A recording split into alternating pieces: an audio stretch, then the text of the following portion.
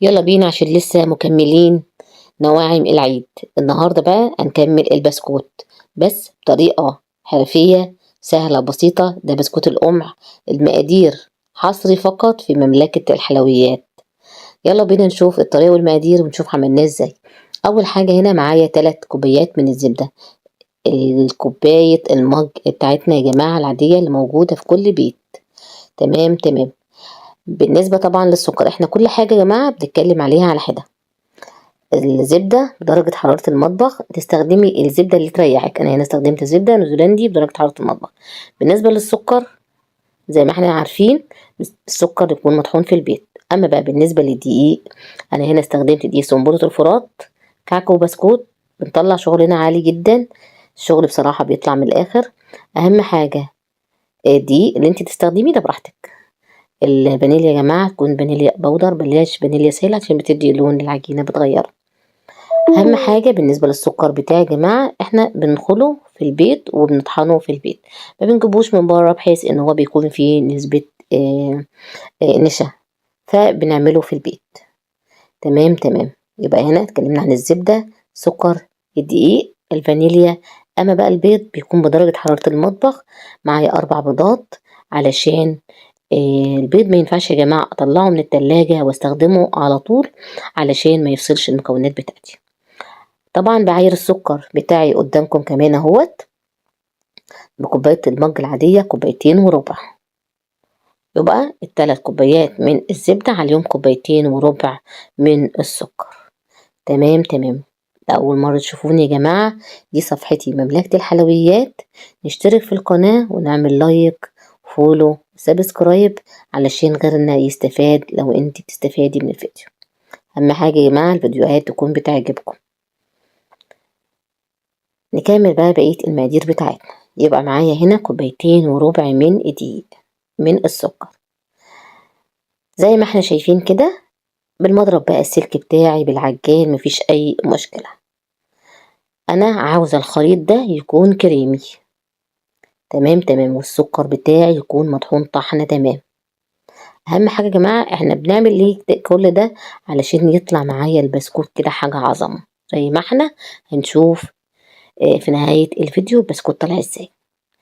بعد ما بضرب كده بشوية طبعا بوقف العجان بتاعي او المضرب، بقلب تقلبتين علشان بتكون لسه في تكتلات من الزبدة بتاعتي مركونة في قاع البولة. فانا عايزة ان الخليط ده يكون كريمي. طبعا السمنة لو طالعة جامدة قوي يا جماعة من التلاجة هتبص تلاقيها واخدة معاكي وقت جامد قوي في ان هي توصل للقوام الكريمي، وفي نفس الوقت بتحس ان كمية الدقيق قلت. تمام تمام. اول بقى ما الخليط بتاعي بيوصل لكريمي كده ببتدي انزل بالبيض بتاعي واحده واحده. منزلش يا جماعه بالبيض مره واحده عشان الخليط بتاعي محسوش ان هو فصل مني. يبقى البيض بنزل بيه واحده واحده. بيض احس انها خلاص اندمجت مع المكونات بتاعتي بنزل بالبيضه التانية. شرح يا جماعه بالتفصيل حصري فقط في مملكه الحلويات. تمام تمام. يبقى كده مفيش حاجة ما اتكلمناش فيها. اما بقى بالنسبة للفانيليا بنزل بيها بعد ما بخلص ال4 بيضات عشان ما تمررش معايا. بالنسبة للدقيق بتاعي هنا هوت زي ما احنا قايلين نوعية الدقيق براحتك اللي انت تستخدميها. من ال7 كوبايات بشيل منهم 3 معالق دقيق. طبعا انا بنزل هنا بالدقيق على مرتين علشان في نفس الوقت منزلش بالدقيق مرة واحدة. طبعا الدقيق يا جماعة بيختلف من دقيق للتاني. انا ممكن الدقيق بتاعي هنا ياخد مثلا 6 كوبايات ونص، ممكن الدقيق بتاعك ياخد 7 كوبايات الا ربع.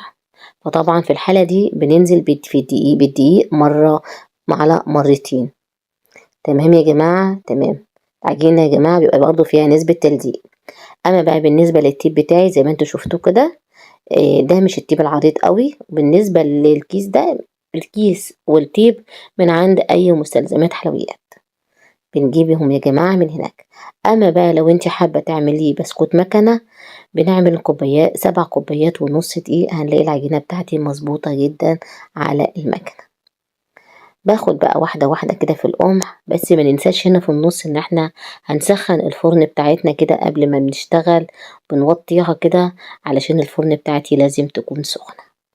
بتهيألي لغاية كده مفيش اي حاجة صعبة هتقف قدامنا، البسكوت هيطلع عظمة. وهنشوف برضو في الاخر. نكمل بقى ونشوف البسكوتة بتاعتنا نازلة تدلع ازاي. بسكوت يا جماعة نمشي على الطريقة والمقادير. الزبدة بقى براحتك، استخدمي الزبدة اللي تريحك. اما بالنسبة للدقيق برضو الدقيق اللي انت شايفاه متاح ليكي. اما دي طبعا سنبلة الفرات انا يا جماعة طبعا بستخدمه في كل شغلي، لاني طبعا احنا هنا بنطلع اوردرات، فطبعا بحب استخدم اللي يعني جودة الحاجة تكون عالية عشان الشغل يطلع زي ما انتوا شايفين كده. اما بالنسبة طبعا لو للبيت طبعا هنا يعني بنحاول ان احنا بنقلل المقادير شوية بحيث المتاح عندك او اللي في المقدرة. الزبدة اللي تريحك، الدقيق اللي يريحك، لو في سمنة السمنة برضو اللي انت شايفاها المتاحة عندك اعمليه. بالنسبة لدرجة حرارة الفرن ممكن من 170 ل 180 حسب الدرجة اللي تظبط معاكي البسكوت.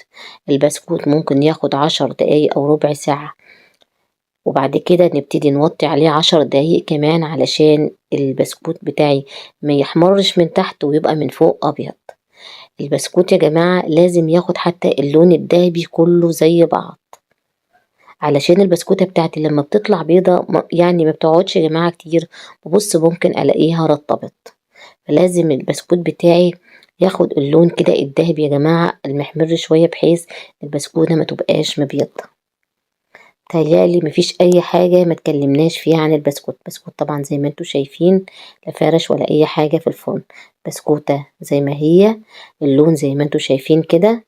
بصراحة الريحة طالعة بصراحة يا جماعة عظمة.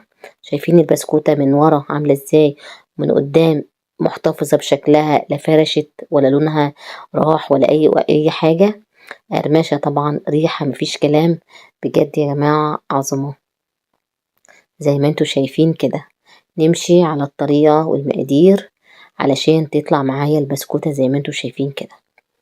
اهم حاجة التسوية يا جماعة عليها عامل كبير. الفرن بتاعتك لازم تظبطيها كويس علشان البسكوتة بتاعتي متاخدش لون من تحت وتطلع من فوق بيضة، علشان تقعد معاكي شوية ما ترطبش. لو انت بتطلعي اوردرات لازم البسكوتة ما ينفعش تطلع اللون الابيض عشان ما ترطبش. بنبتدي بقى نرص في العلبة. شايفين يا جماعة البسكوتة عاملة ازاي، بجد ريحة وطعم بجد بجد من الاخر حاجة كده مفيش كلام. بسكوتة بتاعتي الظهر بتاعها طالع، متهيالي انتوا شفتوه عامل ازاي، لا طالع بقى مكتكت ولا واخد دقيق زيادة، ولا البسكوتة وهي نازلة كده في الصاج نازلة مثلا طاردة سمنة ولا اي حاجة. بجد لما بنخدم يا جماعة الشغل بتاعنا وبنخدم في المكونات بتطلع الحاجة فعلا زي ما انتوا شايفين كده. اهم حاجة لو استفدنا من الفيديو نشترك في القناة، تابعوني على صفحتي مملكة الحلويات، وشكرا.